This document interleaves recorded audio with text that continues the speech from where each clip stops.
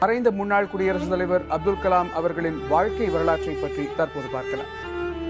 இந்தியாவின் 11வது குடியரசுத் தலைவராக இருந்த அவுல் பக்கீர் ஜெயினுலாவுதீன் அப்துல் கலாம் என்று அழைக்கப்படும் ஏபிஜே அப்துல் கலாம் அவர்கள் 1931ஆம் ஆண்டு அக்டோபர் மாதம் 15ஆம் தேதி தமிழகத்தின் ராமேஸ்வரத்தில் பிறந்தார். பள்ளி படிப்பை முடித்த பிறகு திருச்சி புனித ஜோசப் கல்லூரியில் இயற்பியல் பட்டமும், மெட்ராஸ் தொழில்நுட்ப கல்லூரியில் விண்வெளி பொறியியல் பட்டமும் பெற்றவர் ஏபிஜே அப்துல் கலாம் அவர்கள். அதற்கு பிறகு அவர் பாதுகாப்பு மற்றும் ஆராய்ச்சி மற்றும் மேம்பாட்டு நிறுவனம் என்று அழைக்கப்படும் DRDOவிலும், இந்திய விண்வெளி ஆராய்ச்சி நிறுவனமான இஸ்ரோவிலும் விண்வெளி விஞ்ஞானியாக பணியாற்றினார். 1998ஆம் ஆண்டில் இந்தியா 2வது முறையாக நடத்திய அணு ஆயுத பரிசோதனையின் போது தொழில்நுட்ப ரீதியாக முக்கிய பங்காற்றியவர் அப்துல் கலாம் அவர்கள்.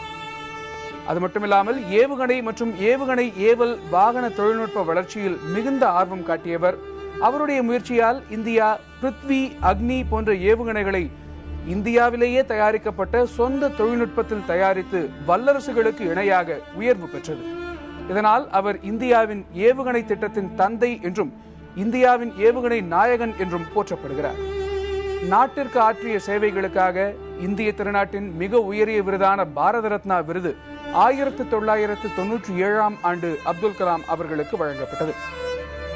2002ஆம் ஆண்டு காங்கிரஸ், பாரதிய ஜனதா ஆகிய கட்சிகளின் ஆதரவோடு இந்தியாவின் 11வது குடியரசுத் தலைவராக அப்துல் கலாம் தேர்வு செய்யப்பட்டார். 2007ஆம் ஆண்டு வரையில் பதவியில் இருந்த அவர் குடியரசுத் தலைவர் பதவியை பெருமைப்படுத்தியவர். தம்முடைய பதவிக்காலம் நிறைவடைந்த பிறகு பல்வேறு கல்லூரிகள் மற்றும் பல்கலைக்கழகங்களில் பேராசிரியராக பணியாற்றியவர்.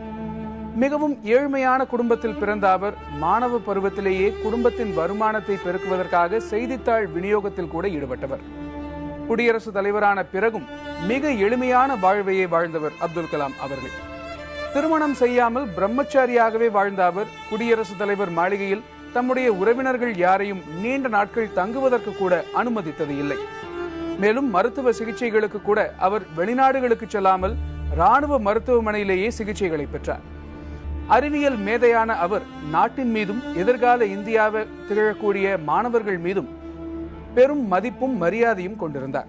மாணவர்களை சந்திக்கும் போதெல்லாம் அவர் அடிக்கடி கனவு காணுங்கள், நாட்டை உயர்த்துங்கள் என்று கூறுவார். விஞ்ஞானியாக மட்டுமின்றி சிறந்த எழுத்தாளராகவும் கவிஞராகவும் திகழ்ந்த அப்துல் கலாம் அக்னி சிறகுகள், இந்தியா 2020, திட்டம் இந்தியா உட்பட பல்வேறு நூல்களை எழுதியிருக்கிறார். அப்துல் கலாம் எங்கு சென்றாலும் தேனை தேடும் தேனீக்கள் போன்று அவரை மாணவர்கள் மொய்த்தார்கள். அவருடைய கருத்துக்களையும் ஆலோசனைகளையும் கேட்பதில் ஆர்வமாகவும் இருந்தனர் மாணவர்கள். கலாமும் மாணவர்களின் கேள்விகளுக்கு சற்றும் சளைக்காமல் அவர்களுக்கு புரியும் விதத்தில் பதிலளிப்பார். நாட்டின் நலனையும் மாணவர்களின் முன்னேற்றத்தையும் மட்டுமே அப்துல் கலாம் தம்முடைய கண்களாக பாவித்து அவற்றுக்காகவே தம்முடைய வாழ்நாளை அர்ப்பணித்த உயர்ந்த மனிதராக திகழ்கிறார்.